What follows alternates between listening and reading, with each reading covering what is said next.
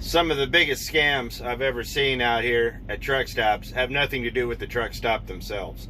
It's got everything to do with the people. So, here's some stories about that.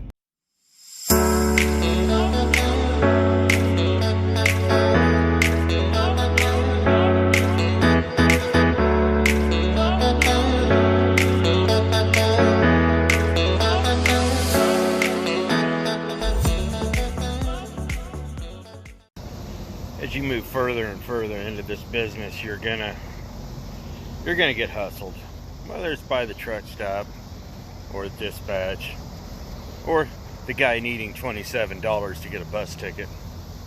The fact of the matter is, there's lots of hustles out here, but there's a lot of times that the people are just hustling you out of sheer laziness.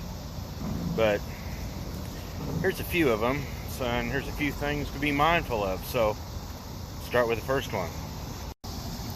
They actually have security out here at the sheriff's department. They're still using Crown Vics. That's cool. We're here in Jackson, Mississippi tonight. You don't want to stray too far off the reservation, I guess, but ain't the first time. So let's get to the first one, which is reserve parking. Now I know we all got a lot of mixed feelings about that, but it can be a good thing. On a side note, if this road construction was a child, they'd be getting into the 3rd grade right about now. Now, there's been a lot of talk about reserve parking being a scam. I'm not going to talk about corporate scam. I'm going to talk about the personal scam. When you go into reserve parking, which is nice, it's mixed either way, make sure you get into the computer and get a receipt, or do it online. Big scam right now. They're just taking cash and giving you a register receipt. Make sure you get a proper computer receipt. That way you know you're in the system, because if it sells out online and you don't have a receipt, that can be a problem. Just make sure you do it properly, because one of the big scams right now, and I ran into this in West Memphis, are people selling parking spots. So, and that's the employees. Red has been in customer service and doing retail for the last 30 years, and she says statistics say 85 to 90% of the theft are done by the employees. So watch yourself. But there's something else to deal with reserve parking also, and that's getting the tow trucks and getting people out of your spot. That can be hard too, and there's a myriad of excuses. I ran into this problem in Mount Vernon, Illinois. I was at the Hux that's now a Flying J, and I had ordered a spot. I had a spot. I knew it was going to be packed. I got the very last spot. Well, I pulled in there, the whole place is full. We found 2 trucks that weren't supposed to be there. One guy was going to be slick, and he pulled straight in because he couldn't think they couldn't tow him out. And the other guy just parked his truck and left. Now, the guy that parked the truck and left, he was in the very last spot on the end. So I don't know if you've ever been to that one, the very end spot. I don't know if he thought that was actually a reserve spot or not. But there's no doubt the guy that pulled straight in knew exactly what he was doing. So I go to complain to the manager. I said, hey, you got to get these guys out of my spots. They said, the cops won't come out here anymore. They're not parking, they're not meter maids, they're not parking lot attendants, they just won't come out here anymore. I don't blame them, it's not their job. I said, call a tow truck then. Oh, we can't do that. It's a corporate decision. We have to get a corporate from approval. No, it is not a corporate decision. You know how I know? I called corporate. So I get on, tell them what happened.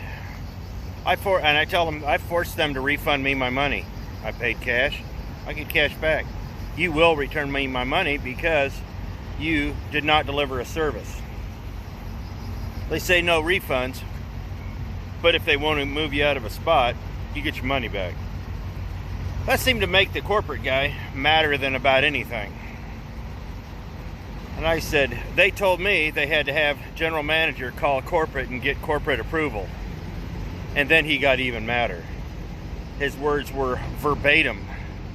the management on duty has the permission to tow any truck, anytime, for any reason off the property that they see fit. They already have the approval. They don't need us. They just won't do their job. So they can tow you out of the fuel island if they want, if they think you've been there too long. They have permission to do that from corporate. And I'm pretty sure it's that way at all these stops with reserved parking. Management just not wanting to do their job. Just remember that. You don't need the cops. If the guy's pulling in straight, all these guys needed to do was put a boot on him. The guy knew exactly what he was doing. Yeah, it's hard to find places to park, I get that. But when a driver spends his money, you know, they got to honor that. He was promised a service, whether you agree with it or not. The guy bought a service that wasn't delivered. I don't know what's going on over here, but hey, this ought to be interesting. Like the fuss was all in fun. One of the things that'll jade a driver after so many years is the dishonesty of the people around him. Truck stops are full of transients. Customers, trucks, every one of these guys, transients. So, with transient population comes the con artist, the grifter. And there's a lot of scams going on here. So, it's kind of tough. I mean, it's in human nature to be nice to people. You want to help people, but after a while, you just can't. I mean, every now and then you might, if you know they're honest, but 99.9% of the people I run out here, they're running a scam. How do I know that? Because I've been seeing them in the same places for the last 15 years doing the same thing. It's what they do. It's their job. I see guys, the cops can't catch them, they jump fences, whatnot. Guys break into trucks, steal everything. They'll have a sob story. These lowlifes will even bring their kids in, you know, and just make it bad. That's something that you have to ask with discretion, and it kind of jades you after a while. But be careful of a lot of these guys. These people are dangerous, which is sad because they're taking help away from people who really need it. It's actually a really beautiful night here tonight. Very nice. Truthfully, I prefer to park out of town, but that's just me. Find some little quieter places out of the way. If you find some of the old mom and pops, especially down here down in the south, a lot of them are pay to park now, but for the majority of them, they're still not. And you can find good places. Big places like this, I actually did pay to park here, and that was because you'll lose your hood off in the back.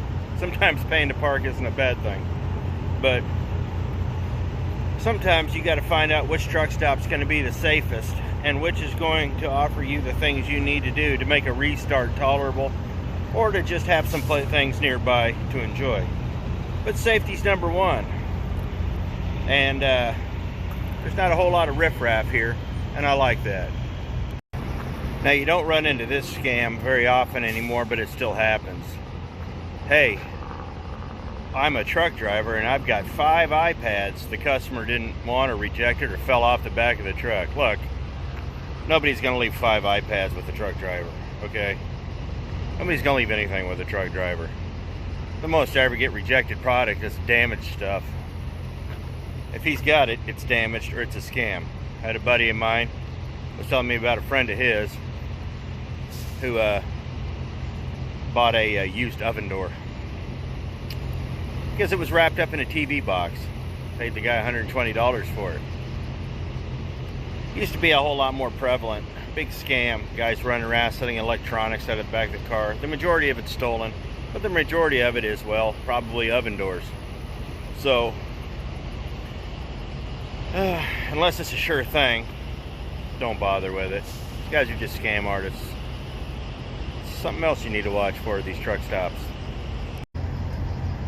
A like I said, as you go further into this business, you're going to discover a lot of things. You're going to get jaded about a lot of things, and it doesn't necessarily have to be bad, but it will give you a good basis on what to know, what to follow, and how to make the best of where you're at. Not everybody's a scam artist, but it is happening out here. Watch yourself. Just watch yourself. As goofy as it sounds, even things like tire polishing can be a scam, or wheel polishing. If you're familiar with a place and you know a particular polisher that comes out there and does a decent job, it's not bad.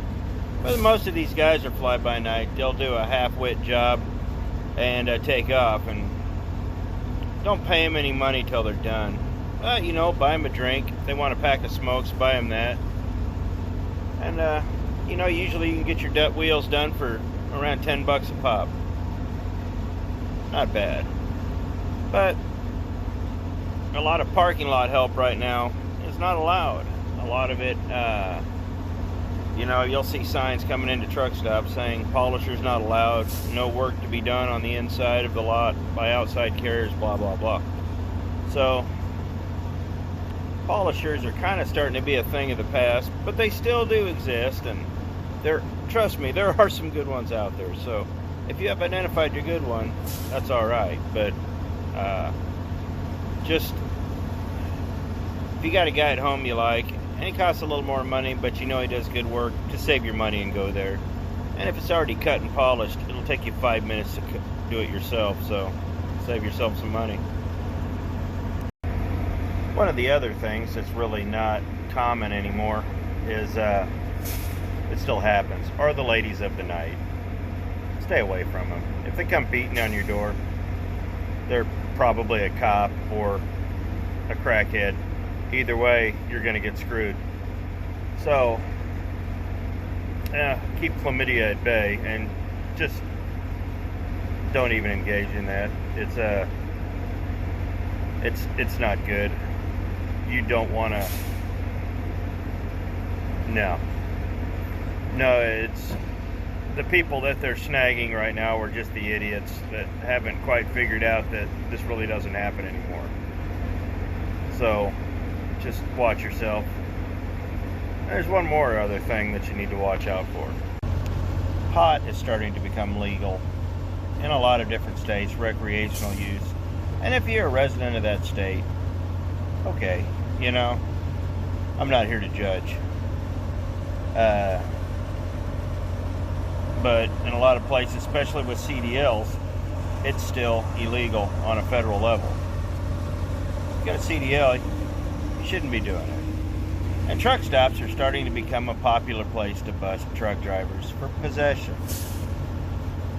It's, you know, you got a guy on the radio or the guy coming by wanting to sell you a joint or all that. Do not. Play stupid.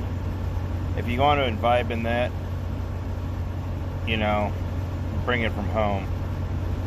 But I don't endorse having it in a semi-truck just because of the actual consequences you can have dragging it across the state line. Most states, it's still a very serious offense. And it gives them license to do all sorts of other terrible things to you. So, watch yourself. I've joked about it before, but in West Memphis, these idiots on the radio have been running the same, these cops have been running the same sting for the last 20 years. You know, white powder, the real deal. Yeah, the old timers remember that, the real deal. And they've been doing it for 20 years. That tells me that they're still snagging people, so ain't nobody learning. So I'm telling you here, stay away from that stuff out here. I'm not going to tell you not to do it. That's not my job. You know, my views and all that are not important here.